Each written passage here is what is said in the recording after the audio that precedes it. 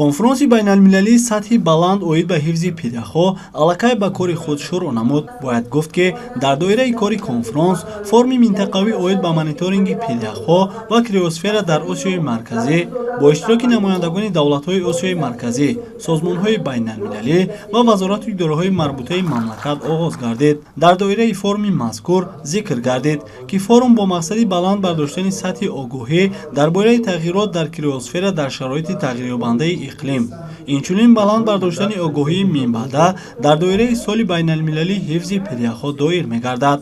баргузории форум дар ҳифзи пидаҳҳо тақвияти ҳамкории минтақавӣ ва байналмилалӣ дар ин самт нақши муҳим мегузорад.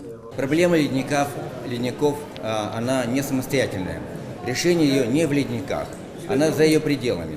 Вот сегодня новые научные данные позволяют узнать происхождение каждой капли воды, которая попала на ледники. И исследования с помощью спектрального анализа показывают, что они имеют океаническое происхождение. То есть вода, которая нуждается в ледниках, она приходит нам с океанов и переносится нам, транспортируется евразийским лесным поясом.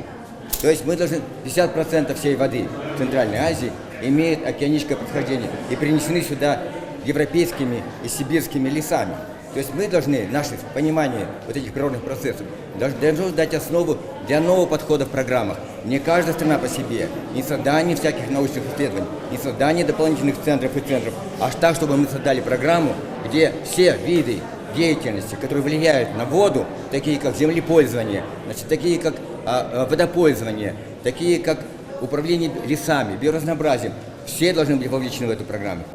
дар идомаи форум иштирокчиёни конфронс масъалаҳои пешбурди таҳқиқот ва мониторинги илмӣ, рушди илми пидаҳҳо ва криосфераи баландкӯҳ, аз ҷумла донишҳои мардумии маҳаллӣ, навовариҳои технологӣ ва системаҳои мониторингиро ки ба фаҳмидани динамикаи ақибнишинии пидаҳҳо ва таъсири онҳо ба экосистемаҳо, захираҳои об ва системаи ҷаҳонии иқлим нигаронида шудаанд, баррасӣ менамоянд. Дар конфронс инчунин масъалаи рафъи оқибатҳои иҷтимоиву иқтисодии обшавии пидаҳҳо баррасӣ гардида, роҳҳои амалии коҳиш додани ин таъсир ва баланд бардоштани устувории ҷомеаҳо вобаста ба пидаҳҳо омӯхта мешавад.